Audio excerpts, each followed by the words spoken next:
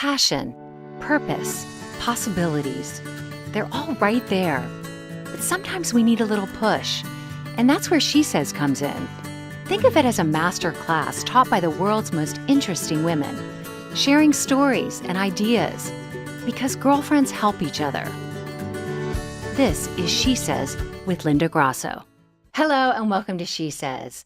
Mecca Elliot is co-founder of Namaste Nail Sanctuary, a unique concept that pairs the mani-pedi experience with guided meditation. While relaxing in a plush leather chair, a customer gets to experience Deepak Chopra's Dream Master meditation series. Patrons put on glasses that flash LED light and sound pulses and headphones with surround sound. And almost immediately, as I can attest to, you're in a deep state of relaxation. Mecca has one Namaste salon currently and will have 8 open by the end of this year. And she has launched a franchise operation. Mecca Elliot, thanks for joining us. Thank you for having me. So I got to say, I am rarely impressed with beauty services. Every facial to me, every whatever is the same. Mm-hmm. But that was such a unique and innovative thing for me because I hate getting manicure pedicures. Like that is not relaxing to me. I hate the loud noise. It always feels dirty to me. I'm not comfortable in the chair, and I just don't really love the process. It's not relaxing or enjoyable. That experience was incredible. And I'm not a meditator. This is good. This is why we created it. Well, I want to talk about that. Okay. So you come from a world of hair and beauty. You were a hairstylist for years in Texas, and you were a salon owner. Correct. How was that experience for you? Great. I felt like it was my passion at the time. It was a calling for me. I loved just connecting with women like that and making them feel good. And it's interesting how I ended up with Namaste, because I was always really trying to incorporate inner beauty and healing while I was doing their hair. So it was kind of second nature for me. So transitioning over to creating a nail salon where we touch on the inner beauty and outer beauty was always my roots in regards to working in a hair salon. But for a while you were pretty happy with the traditional approach to beauty salons. You Absolutely. Were working, everything was great. You had experienced some success, right? I did. Something changed. What happened? You got sick. I got sick.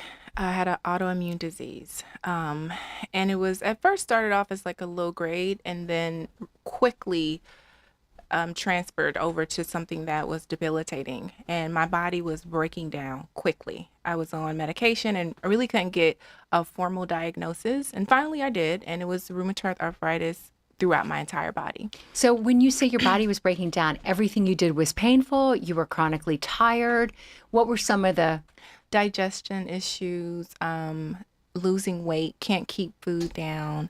My body was achy. I would get up, literally my hands would be clenched. I would have to slowly peel my hands open each morning. There were some mornings where I have a son, he had to help me get dressed. Like it was that painful. Constantly on different medications, pain medications, just different things. And one pill led to the next because of the side effects. Next thing I know, I'm on 11 to 12 different medications and seeing several doctors, all while trying to have a salon, operating a salon and, still being of service to my clients. It was really a dark time for me. So you turned to meditation. Well, interesting because I have ADHD. Like I cannot sit still or just focus for 5 minutes. So a friend of mine mentioned... You're doing pretty well right now. I'm just saying. Well, this is training. This is years of meditation. But a friend of mine mentioned, the 21-day meditation with Deepak Chopra and Oprah. And I was like, okay, I love Oprah, so why not try it? Wasn't really a fan of Deepak, knew his work, but just wasn't, into meditation. Well, they have those free ones that you can try on the iPhone app every blue moon. Is that how you did it? You tried one of those? I tried one of those. Because if you buy it, it's like kind of expensive. It can be like hundreds of dollars. Absolutely. But a lot of my girlfriends tried it on the iPhone. Right. When you hear about when the app is offered for free? I'm on the email list. So he just did one. They just did one together, Oprah and Deepak, and they do them about four a year, a 21-day experience. All right, I'm going to get on the email. Yes, please do. I mean, it really, and also recommend that even for my clients because it's a great entryway for people who don't meditate. So that worked for me. I tried it for 1 week. Literally, Linda, I was like, my sleep changed. Something was happening in my body that I wasn't experiencing ever. I just felt lighter and I felt kind of empowered as well. But most importantly, I was sleeping because I wasn't sleeping prior to that. I was in so much pain. So I was like, okay, there must be something to this. And then I stayed at it. And I mean, 4 months later, I took myself off against my doctor's wishes off of all my medication, stuff that I was told that I would have to take for the rest of my life, removed myself from it, even like high dose pain medication I was on. And I peeled myself off of everything. I was like, nope, I'm weaning off of this. And when I went into the doctor, they were like, so what are you doing? Meditating. I became addicted to meditation. So how often would you do it? It started off with 5 minutes a day because that's all I could do. I couldn't even do the whole 20-minute that Deepak and Oprah were doing. And then finally I got into the 20-minute within a week. And then I could sit for about an hour a day. And then it became to a point where I would sleep, like I would crave it so much because it was so healing for me that I created, like I took one of my closets, took all the clothes out of my closet, and that was my space, my soul space. Put a candle in there and I just started meditating. And so I would do it for hours. So how unusual is this? I mean, I'm sure when you started feeling better, you thought, wow, does this happen to other people? Are they using meditation to cure serious ailments? Yes. And you probably started reading about it. I don't know the answer to that. Is what you experienced common or rare or occasional? Very common. And that's the misconception about meditation. People don't know like the benefits, the true benefits of meditation. It really, really helps the body in regards to stress. It's the antidote to stress. It also helps you with lowering your blood pressure, your cholesterol. We're constantly in fight or flight. So meditation is calming the body down, calming the mind down. It's taking you into a deep, relaxed state, which is what we need to heal and to alleviate stress. So it helps with illnesses. I've seen so many stories personally myself, but also my clients that now I teach. So when I realized this was happening for me, I knew that I had to incorporate this in my salon, which is what I did. And I started to see the benefits for other women. And then I was like, I want to just bring this to women, period, because heart disease is the #1 killer for women. And it killed someone close to me. It took my aunt's life, which is a whole nother story. But I know that heart disease is the #1 killer for women of all ethnicities. Mm-hmm. So if we can get something to help with that, why not? So you actually went back to school. You got certified as a guided meditation what? So I'm What's certified. I don't even know the terminology. Educate me, Mecca. I'm a certified meditation instructor. Okay. Specifically primordial sound, but which is what Deepak teaches. It's just a different type of visualization guided meditation that I can teach, but also other modalities of meditation. I became well versed in them, learning how to do them, and they teach that at the Chopra Center as well. So I teach all forms of meditation. So you move out here. Tell me what the light bulb moment was when you thought, well, my background's in beauty and salon, and I'm really a believer in meditation and how it can better your life. Right. I'm going to marry those two concepts. How did that happen? With my husband's background in the, men's grooming industry. Wait, let's back up. Your husband's Michael Elliot. Yes. We're going to let the cat out of the bag. Anybody who watches Shark Tank, I guess he was on in what, like the 2012, 2015. Oh, 2015? 2014. Oh, he's over there, 14.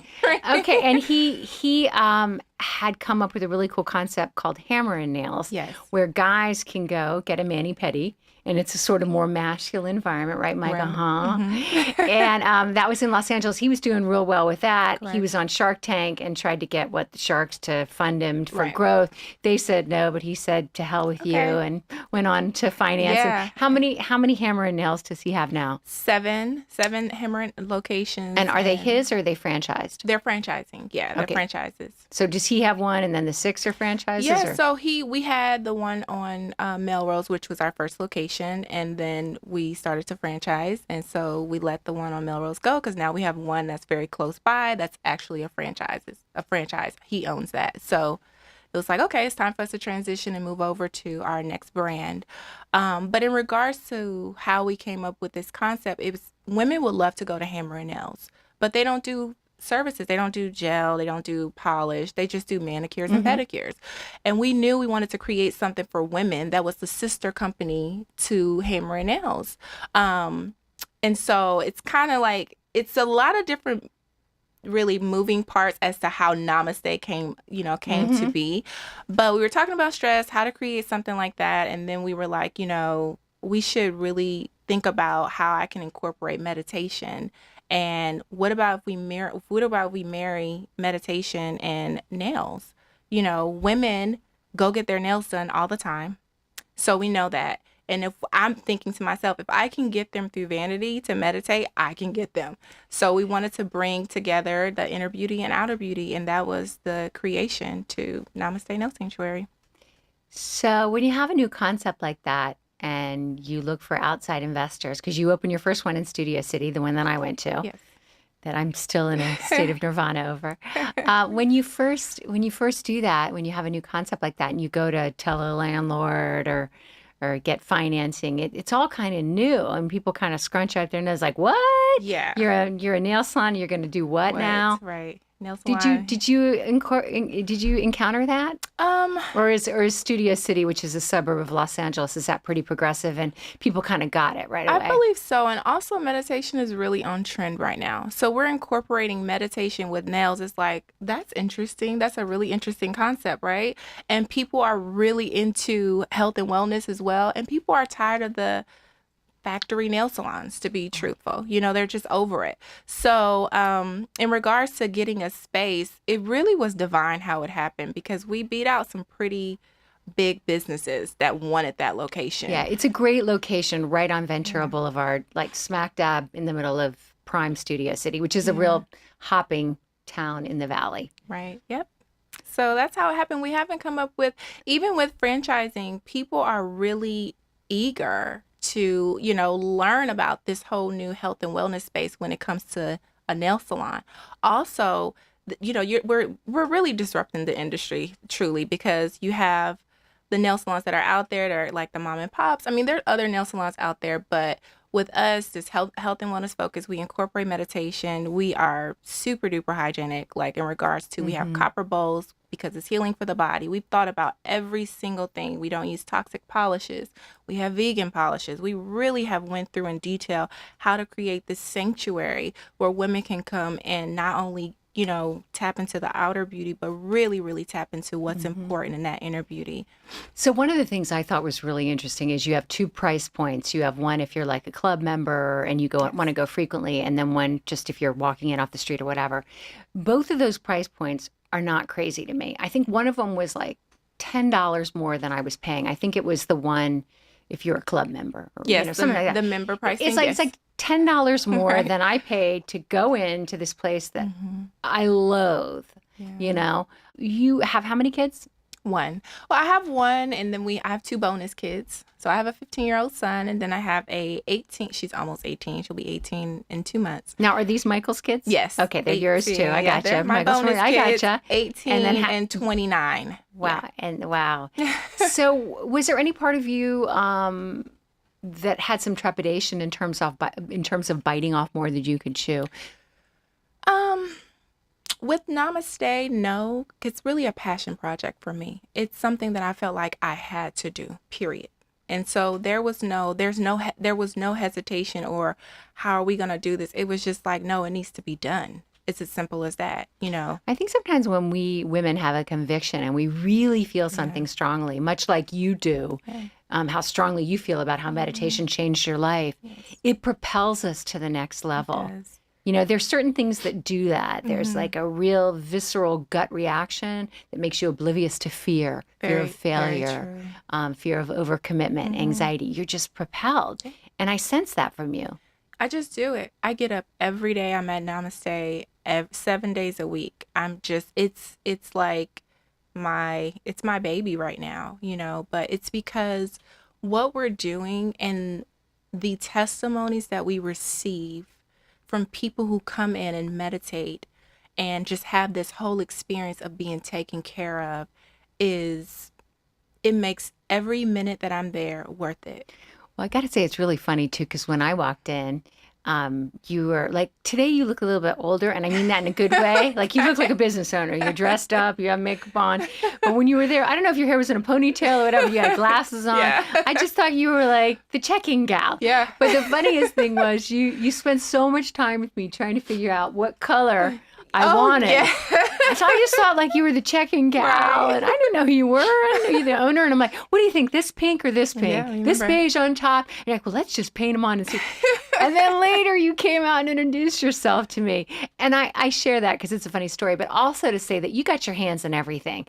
I mean, as an owner, you're just not cutting checks and looking at your next franchisee opportunity. You're running the front desk. I am running except for doing nails, but every area of there.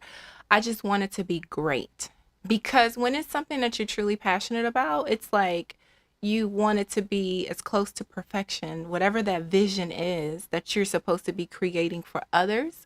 It's my act of service. So it has to be from the moment you walk in to ending in the cocoon room, which is our meditation room in the back. It has to be, filled with love, filled with the sense that you can be vulnerable and release. And like I said, the stories and the testimonies are pretty remarkable, that what the women are getting. So I can just only imagine, if we're doing that in Studio City, what we're going to do to impact women all over the world. So your co-owner in Namaste Yes. is your husband, Michael. Yes.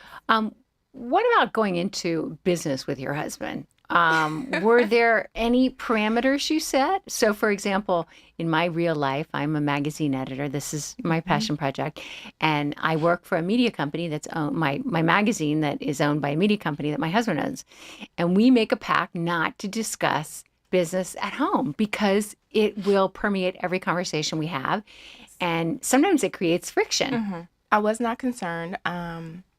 I trust him. There's something about him in regards to business that I just love and admire and wanted to be a part of always. Yes, there are parameters. Absolutely. Because when we first started Namaste, there were none. And we would wake up, go to sleep. I mean, there was one moment where we actually have a video. It's 12 a.m. and I'm on my laptop. He's on his laptop. And this is all our conversations until I had to say, because he'll just keep working. So I was like, honey, so we have to have a deadline because we're at dinner and I'm tired. I don't want to talk about business. So after 7 or 8, one of those, somebody reminds them, we're like, it's 7:00. So we're not about to have this conversation. It can wait till tomorrow. We don't discuss business. We also date. We still date. We made a vow that once a month we were going to travel or do something to contribute to the relationship and to the marriage. And then we do check-ins constantly. It's not easy. I mean, being in business with your spouse is definitely a challenge. It stretches you in ways that you probably couldn't even really imagine that you could be stretched in, but it does. And so we just kind of work through it. Even when it comes to like making financial decisions, I'm like, but this is the best brand and it's da da da da da. And he's like, okay, but last week you bought that one and said that was the best, and I'm constantly trying to do the best thing. And so for him, it's like, okay, Mecca. But we work it out. It's not easy though. It definitely isn't. I just say that there has to be hard boundaries that has to be respected by both parties, What has he learned about you that he didn't know before? I think he learned that I'm really a hard worker. I know he always seen that in me, but working with me, I'm almost as hard of a worker as like he is in a sense, because I say he's a workaholic and I'm like almost there. You know what I mean? So I think he's just my drive. It doesn't stop. And so he's seen me own a salon, but it was small and I could still have my social time. But I've put all that to the side for this because it means so much to me that it's successful and that it survives and that I'm helping people. He even said the other day, he's like, I don't even know how you do this. You coach, teach meditation, run us, Namaste, have issues with the employee, all the things that goes with having your own business. He's like, and you're still present, still a mom, still a wife, So I think that he's really impressed with my growth and how hard I work. So, Mecca, just to be crystal clear, do you feel that you're cured of rheumatoid arthritis, that you don't have it anymore, or you have it under control? I mean, how does that work? Or is it like if you go to the doctors and you get to check up and test, are they like, whoop, it's gone? Or they're like, wow, you still have it, but you're keeping it at bay? So at first it was complete remission. Now it's no, you can't see a rheumatoid factor in my blood. And what do your doctors say to that? Just what is what are you doing? Traditional medicine Yeah, say? they want to know, what are you doing? What have you done? And I'm like, I just changed my lifestyle and I meditate.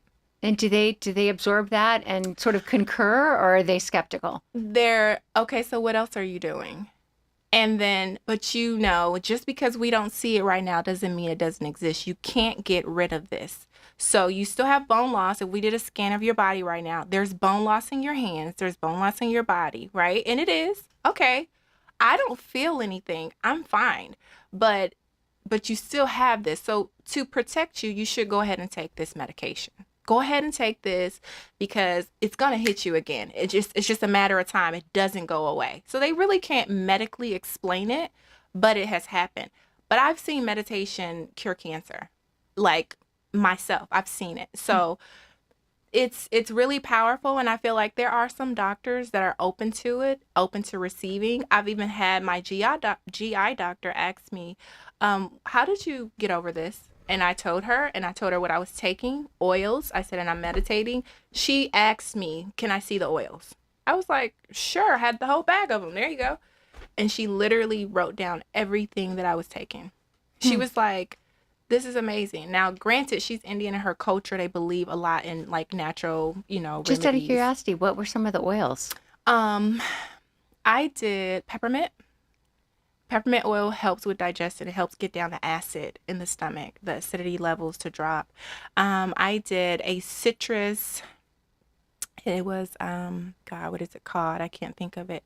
But it's Young Living. All of my oils came from Young Living, literally. So, But you don't take those anymore. don't have to. That is But so I was on interesting. several medications for my digestion and could not keep food down and started to take oils. Peppermint was my primary. I would do it as soon as I felt like there was a burning sensation or my stomach was upset or I couldn't eat and nothing. Mecca, we have a lot of listeners who are looking at crafting their next chapter, trying to think of what they're going to do next. Either what they've been doing isn't satisfying anymore, or they've been kind of busy raising children and now the kids are in school and they're looking for their next challenge. What can we take away or learn from your story? Oh my gosh. Listen to the whisper, whatever that is. If you're current in your situation and it's unsettling, listen, go within, get quiet. If it's not meditation, walk in the forest, take a hike, get quiet and listen to the whisper and follow that. Follow that because that's where your passion lies. That's where your truth resides. It's all here. We all have the answers. We just have to go within and seek. So that's my advice. I give that to everyone. And it's like, it's never too late for anything, ever. So go for it. And don't let fear. I believe that there's only two emotions, fear and love. And we're either going to operate in fear or operate in love. Choose love. Mecca Elliot, so enjoyed meeting you and learning about the Namaste Nail Sanctuary and experiencing it myself. I think it's a brilliant idea. Thank you so much, Linda. Thank you. And thank you to our listeners for joining us. If you like what you hear, hit subscribe. New episodes of SheSez will automatically be downloaded. And quite frankly, when you're a subscriber, it's a lot easier to listen while you're driving the car or walking the dog. You can tap your podcast app and simply hit play. And if you're listening to us on Apple Podcasts, write a review. It takes a minute and will help us stay alive. Just tap where it says see more episodes. Scroll down to the very bottom and you'll see where you can fill in the stars. We'd love 5, of course, and write a review. Don't forget to press send. Thanks again, and we'll see you with a new episode next Tuesday.